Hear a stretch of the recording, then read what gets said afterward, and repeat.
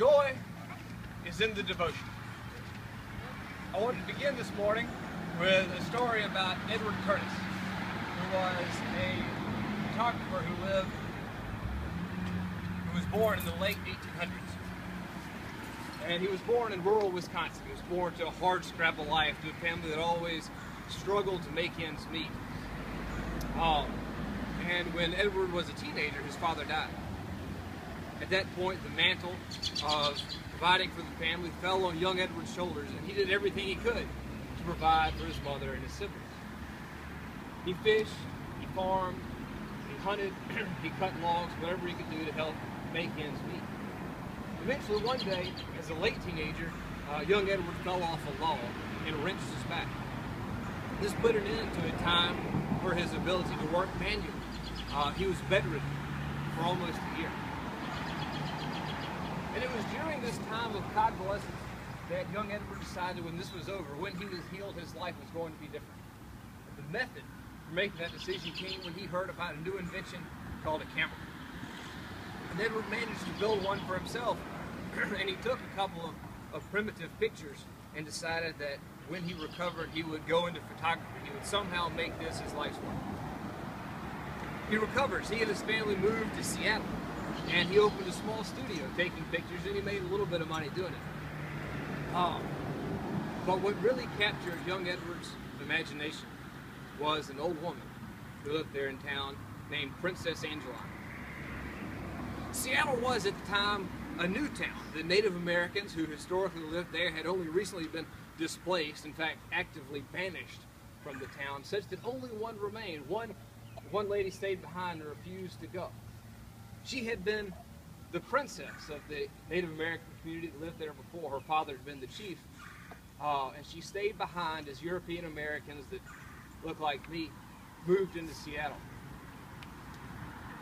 And her life became the type of hard scrabble life that Edward had experienced as a boy. She cut firewood to make ends meet. She dug for oysters and sold them to the white folks. And eventually, Edward realized that she was the last of a vanishing race. That once she was gone, once her stories were gone, there would be no more of the race that had existed before white men came to Seattle.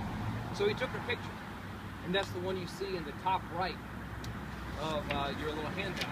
That's Princess Angela. And that's really where the story starts, because it was in taking that picture that Edward Curtis found what would become his animating life purpose. He realized that across the United States there were other tribes that were vanishing. As he lived there in Seattle, he undertook to travel as long as he could across the entire United States, taking pictures, recording songs, recording languages, recording ways of life of the Native Americans before they passed from the earth. He spent the next 30, 40 years pursuing that goal, and it cost him basically everything. He was frequently broke. He aged sort of faster than one would imagine. Travel across the U.S. in that time was tough, such that his body, by the time he was in his mid-60s, was so broken down that he could scarcely walk. But it brought him great rewards.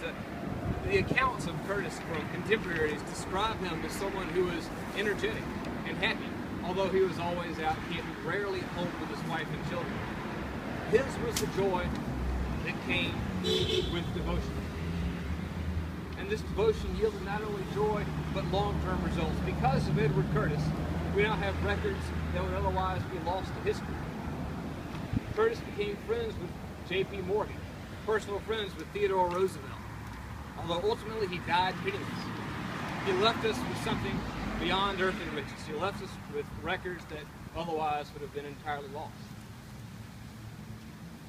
And although he never became wealthy, never achieved the trappings that most people strive for all the time, he was always, or most of the time, a happy man. He died a contented man because he knew the joy of devotion. Now we see, I think, examples of this joy of devotion also in the Christian Bible. We see a couple examples. The first is Jesus when he's nailed to the cross as the man is dying. what is, an excruciatingly painful death. Such is the joy and the peace that Jesus derived from his devotion to God and religion as he saw it. That even in that time of excruciating pain, he could see enough to comfort the thief next to him, who was also dying on the cross, and say, don't worry about it, man. Tonight we will dine together in the kingdom of heaven. This comes from Luke 23:42. And we see another example with Paul. After Jesus is gone, the gospel is not spread as it could be later. That fell to his apostle Paul, who plied the Mediterranean, roamed around for the duration of his life, spreading the message and the words of Jesus of Nazareth. You don't find a life work like that without the joy that comes from devotion. And we see more concrete examples. When Paul is jailed by the Philistines, we find him, according to Acts 16:25, singing in prison. Such was the joy and the peace that he derived from devotion, that he could sing even as jailed.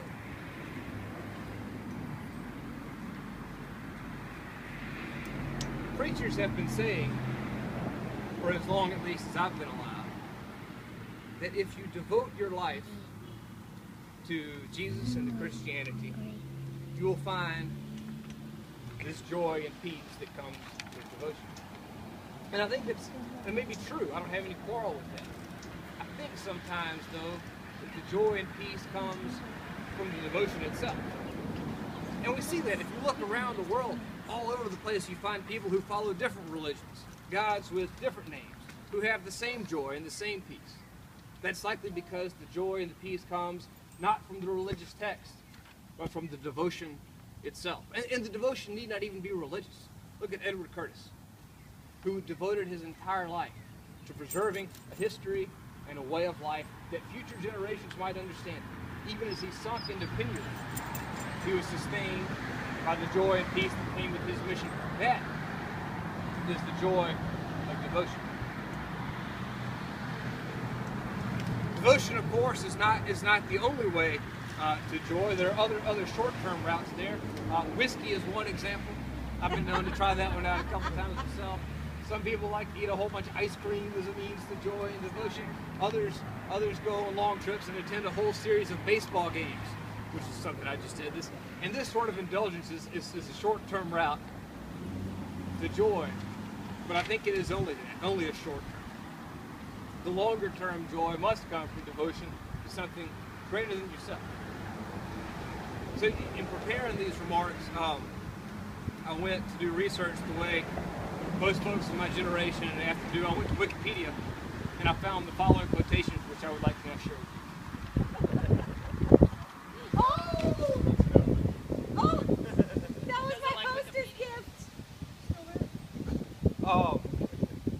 This from Viktor Frankl, a famous psychiatrist, quote, "Happiness cannot be pursued, it must ensue. And it only does so as the unintended side effect of one's personal dedication to a cause greater than oneself, or as the byproduct of one's surrender to a person other than oneself." He goes on with an example that I think is kind of illustrative. He says, quote, "The more a man tries to demonstrate his sexual potency, or a woman her ability to experience orgasm, the less they are able to succeed.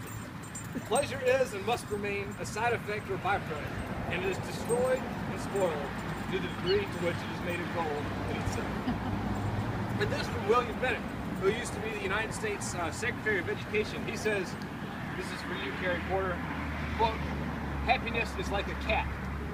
If you try to coax it or call it, it will avoid you.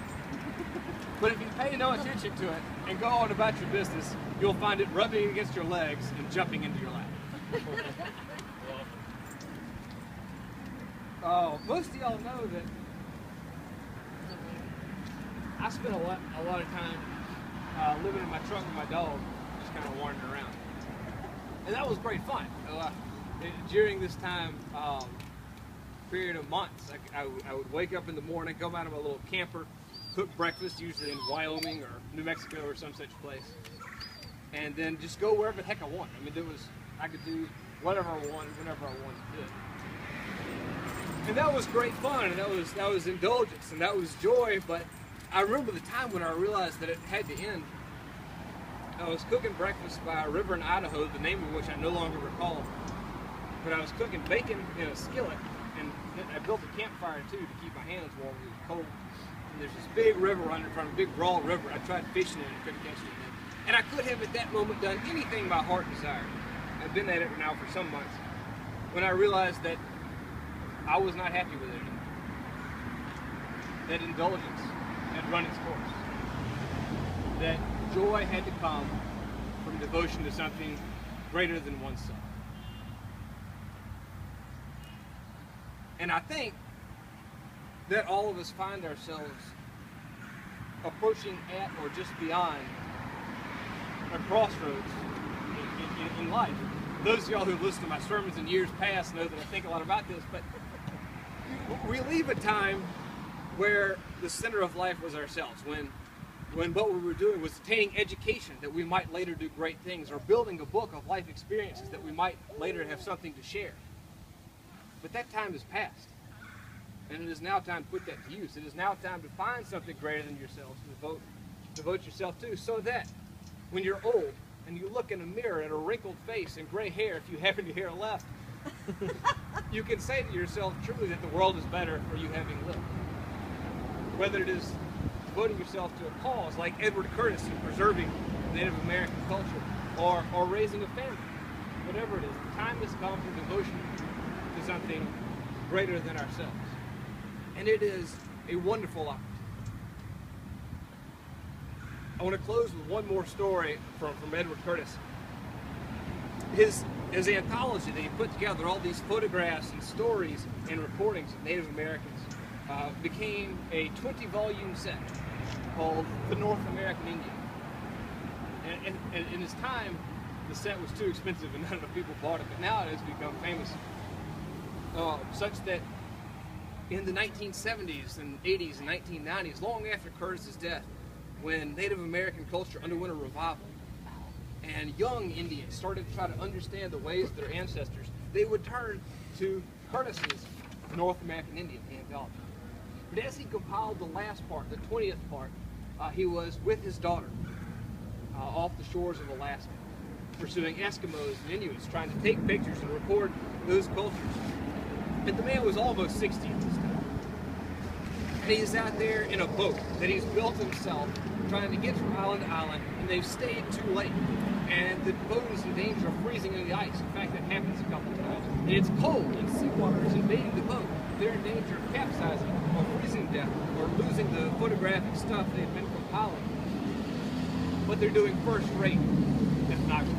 We're getting great pictures, recording great things. And Edward Curtis's daughter looks at this almost 60-year-old man in failing health and says she has never seen him happier. That is the joy